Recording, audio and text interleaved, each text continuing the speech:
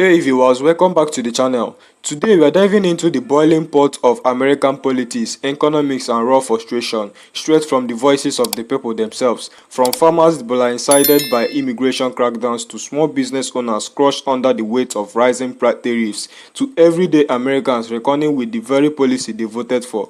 This is the real cause of political decisions, told by the very voters who now face the fallout. In this video, we break down the raw, unfiltered reaction spreading across social media. Passionate, sometimes shocking and deeply revealing. From the cheese lady to the soya bean farmers, from delusioned Trump voters to the flat anti-government rant. This hasn't just opinions. They are reflections of the nation grappling with broken promises, economic stray and growing mistrust. Buckle up, this is not your average commentary. This is America, unscripted.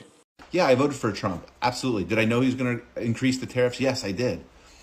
However, I thought that the infrastructure would be set up prior for small business to come back to America and manufacture. Why did you think that? What possible evidence could you have based that thought on?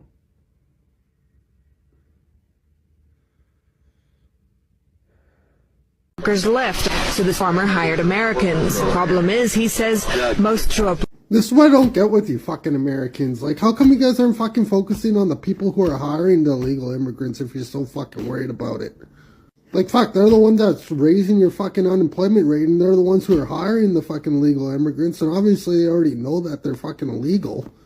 Why not fucking send them to goddamn Guantanamo Bay and treat them the same way that you fucking treat the illegal immigrants, you fuckers? Or does that not just fucking fill your narrative?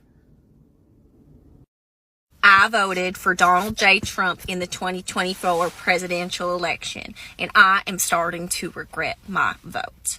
When I voted for Donald Trump, I was under the impression that we would be getting rid of the undesirable illegal aliens. Now I have no one to work on my farm. What am I supposed to do? Pay them a living wage? This isn't handout city. I'm not giving these people no handouts. And how am I even supposed to do that anyway? I thought the plan was to tax the poors. Okay? I thought we were going to tax the poors. I make $25,000 a year. I'm not one of them. I'm not one of them poors. But why did my taxes raise? I thought us good folks were supposed to be getting tax cuts. That was what I thought. Plus, I'm white. Why did my taxes raise, and why do I have no one to work my farm? I do not understand this, and I know that this was not what Donald Trump meant to happen. I know that he doesn't want us good Trump supporter folks suffering, but we are. Donald Trump, please reverse this. I'm a white person. I am not supposed to be suffering. It was supposed to be the Mexican. Oh, I'm a soybean farmer that voted for Trump, and I'm begging him to stop this trade war. Oh, look at you. You're so different. You're so strong. You're so brave. See, you're like a 10th generation soybean farmer, and apparently the president of, like, the American Soybean Farmers Association. You know that last time he was in office, soybean farmers lost $20 billion because of his tariffs. And our tax money had to bail you out. And you fucking voted for him again. And now you're like, oh, I'm begging him, please stop. This was in Project 2025. Hello? So fucking tired of you people. I saw a video of the cheese lady, the cheese slice lady. I saw a video of her like at a store pointing to cheese and saying, haha, see, some of us can laugh at ourselves. Fuck you. Right. Fucking glaring red flags. You ignored all of it. And now you're like, I'm a soybean farmer and I'm begging him, please stop doing exactly what you said you were gonna fucking do. Oh, I'm the cheese lady. I'm the cheese lady. See, I can laugh at myself. Obviously, I got tricked, but I can laugh at myself. There are people whose lives have truly, truly been impacted by his fucking whims. Cheese lady, we don't need you to laugh at yourself. We need you to fucking apologize. You know what, soybean farmer? We need you to say, I am such an asshole. It was crystal clear. He said, I'm going to do this to you. Now I'm like, fucking apologize to the whole country. Nebraskans are pissed. Bigley, Askins, the Askins are pissed. Nebraskans, no one wants to hear Farmer John with his butt crack showing, married to a Karen, complaining about losing your little farm. When you voted for me, they don't feel sorry for you, and I don't need your votes anymore, so I don't care. Bigly, Nebraskans, what did you think was gonna happen? If all you workers were Mexicans and we got rid of all the Mexicans, who's gonna be your workers? Guess what? You can take a page from the book of the Native Americans, followed by the African Americans, Chinese Americans, Indian Americans. Listen, what we're gonna do is crash the economy so all the rich people can buy up everything for super dirt cheap, including your land, Nebraska farmer dude. I don't know. And once we buy it for dirt cheap, we will hire you to work on said land. Hello, this is a tale as old as time. We've done it so many times before. And the fact that you thought you were exempt is absolutely hilarious. Bigly, it's funny because you guys are really effing around and finding out. Decided to put a little pause on the tariff situation. Canada had a problem and we came in and helped them solve it. They had a problem that there were tariffs that they could not pay. And I said, I will be your savior. I will take the tariffs away. You're welcome. Thank you. Nebraska, I've actually sold Nebraska to Vladimir Putin. And we know I like to say Putin. That's my friend. In exchange for 2 new mail order brides that should be here by Thursday. One of them's gonna come with me into my forever cryo chamber where I will live in infamy and be the president of the United States for the rest of existence and time. Bigly, we're doing very well with Russia. Russia's really enjoying us and we're really enjoying Russia, and they're bombing the hell out of Ukraine right now. And I don't like the Ukraine guy because that guy is tan and he's kind of sexy. I'm not gonna lie, and I don't like that about him. Vladimir Putin is much more pale. He makes me look shiny and orange. And that's the kind of leadership that I really look up to. Bigly, I do. We're having a good time. Everyone's having a good time this pregnancy, and you guys keep trying to come and interfere with your world news and your disasters. We like a good disaster. It's good for the millionaires and billionaires because we can buy up everything dirt cheap, including labor, including you. We need a workforce. Too many of you farmers want to own your own land with government subsidies. Not anymore. You got what you voted for. Bigly, you got what you voted for. You want to get rid of illegal immigrants, quit eating. And that's for everybody. That's, nationwide. If you want to get rid of them, quit eating. That'll solve the problem. But when only 5 pickers showed up this morning to harvest his sweet potatoes, farmer Keith Smith saw possible ruin, the loss of his $500,000 crop. They're running scared because of this new law. And you're in trouble. I'm in trouble, bad trouble. Smith's 200 acres need 20 pickers, mostly Mexican nationals. There is not enough documented people here to supply that workforce. Most of your workers are here illegally. But sure, if they got documentation, they got a better job working for me. Fernando Aldeman, a Mexican national, has worked Smith's farm since 1992. Everybody's just scared. Yeah. Now, are you here legally? No. No. So, are you scared? Yeah, I'm scared. I'm scared, Smith's pickers make about $100 a day. He supports immigration laws, just not this one that threatens his third-generation family. Tough immigration law just isn't working out. Most immigration workers left, so the farmer hired Americans. Problem is, he says, most show up late, work slower, and are ready to head home after lunch. Some even quit after just one day out in the field. And farmers say many Americans are not physically fit and simply don't work fast enough. Many of our local farmers are dependent on immigrant labor to pick their crops every day. And that's the produce you and I are buying in the grocery store. But many of the men I spoke with agree that immigrants need to be legalized in some form or fashion. Several of the farmers I spoke with today off camera say the inconsistency of the immigration law is already hitting their business. They told me workers are simply moving to states who do not have immigration laws, and they say that could jeopardize farming. This corruption. Let me put a few of these puzzle pieces together for you. Hang with me to the last sentence. Look, DeSantis needs a ton of money to become president. The easy money is dark money from billionaires and corporations that want something. Special contracts, tax breaks, laws to protect their special interests, etc. There are two major buckets of dark money for DeSantis. Those that want favors from the federal government, which is a gamble for these donors because there's no assurance that DeSantis will become president. And second, those that want favors from the state of Florida, which is a sure thing for the time being, particularly in light of the fact that DeSantis has yet to sign Florida's $117 billion budget, over which he has a line item veto. That means he can easily eliminate any project. Now, up until a few weeks ago, a Florida law prohibited DeSantis from being a candidate for president and also the governor of Florida. Had he resigned the governorship, it would have minimized the incentive for the... This farmer who voted for her, who voted for Trump, who still supports them, doesn't believe that they would round up immigrants because it's an open secret that farms in this state are held up by undocumented workers. How are they going to do that? Within 2 days, we will not have food. There will not be food anywhere. Now look at yourself looking stupid on camera. What do you mean you didn't think he would go through with it? Why would you vote for something you don't believe would happen? No, you just wished it wouldn't affect you.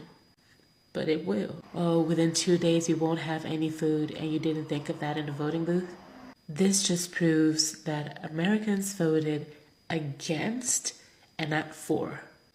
And how are they going to do that? By showing up in hospitals, daycares, schools, churches. This man reminds me of the fishermen who voted for the Brexit and then started crying when they lost their market. He hates his employees deeply. He said it with his whole chest and didn't even realize it. Out there looking as fuck. Putain, faut quand même être con, quoi. Faut vraiment être con. Je comprends pas. I've had enough.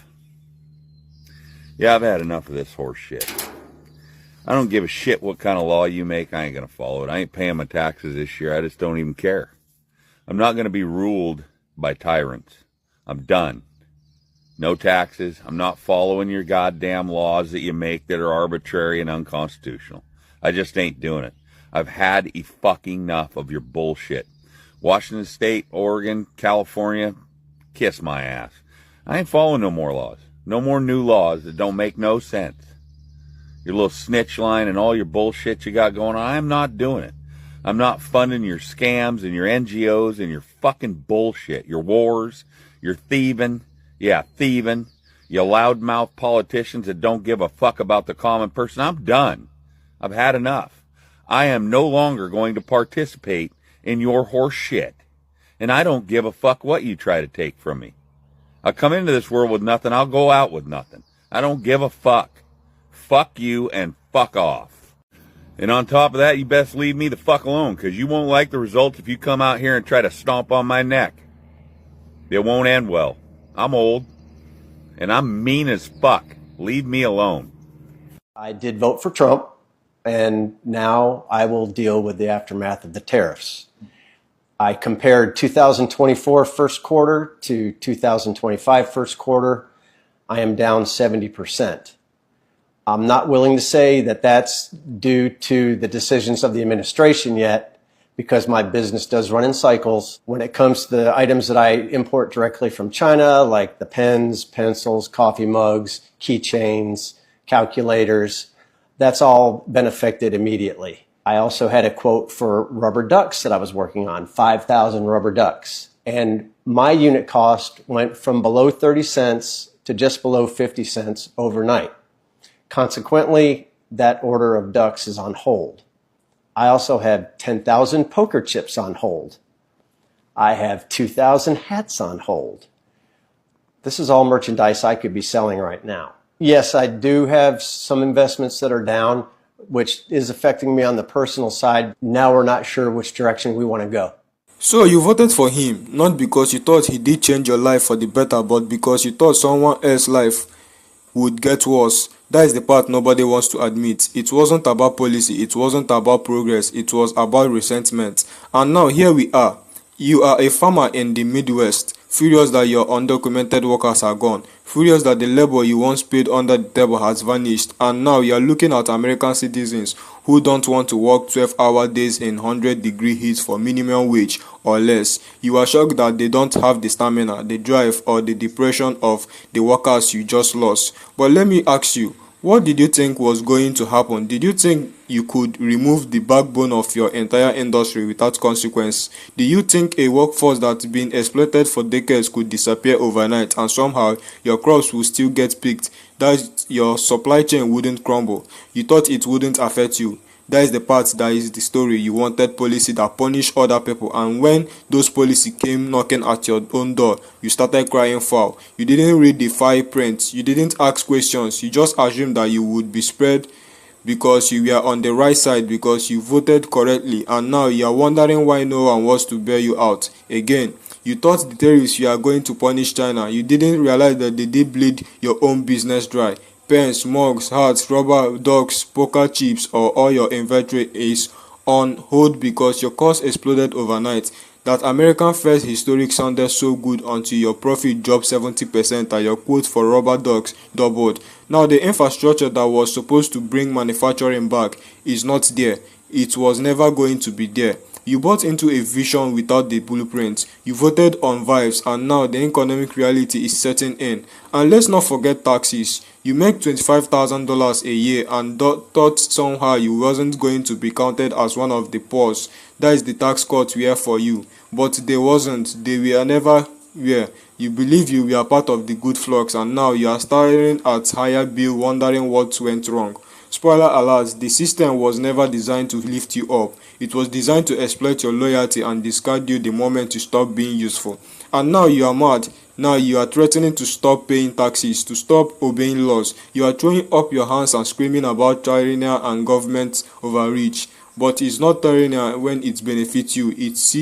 It only becomes tyranny when you realize you are not exempt when the same boots you were cheering for start storming on your neck. This isn't just about one farmer or one state. It's about the widespread delusionment among voters who were sold a dream and now are waking up in a nightmare of their own making. You thought being white, being rural, being loyal would shield you. That the pen would be reserved for someone else. But the market doesn't care how you voted. Tariff doesn't ask your politics, and corps doesn't pick themselves. And now we hear you crying out on social media, calling into local news station, writing tearful Facebook posts saying you didn't think it would actually happen, that you would just wanted things to go back to the way they used to be. Well, here's the truth. They are not, and you are not the victim of a surprise. You are the victim of your own decision making. And when you say things like Donald Trump didn't mean for this to happen to us, what you really mean is you thought the cruelty would be targeted. But cruelty doesn't stay in a box. It spills, it leaks, and now it comes for you. So where do we go from here? Farmers are already reporting that workers are fleeing states with strict immigration laws and relocating to states that allow them to survive. Businesses are moving production overseas again because the domestic infrastructure never showed up. Local economics are taking hit, and no one is laughing at the irony because it's not funny anymore. It's just as tragic. And now the only question left is, will you change your votes next time? Will you remember this moment, the one where the promises turned to dust and the consequences landed squarely on your shoulders? Or will you forget again and let yourself be fooled by the next strongman who offers you someone new to blame? The American economy was never built alone. It was built with labor, often exploited, often invisible. And if you want food on the shelves, if you want products in your store, if you want to keep your job, then you need to start voting for policy, not fantasy, for real solutions, not scapegoats. The pain you are feeling is real, but it didn't come out of nowhere. You voted for it, and now it's yours. If you found this video thoughtful, provoking, informative, or just plain real, hit that like button, subscribe and turn on your notifications so you don't miss out next deep dives. Drop your thoughts in the comments. We are ready to talk. Thanks for watching, and we will see you in the next one.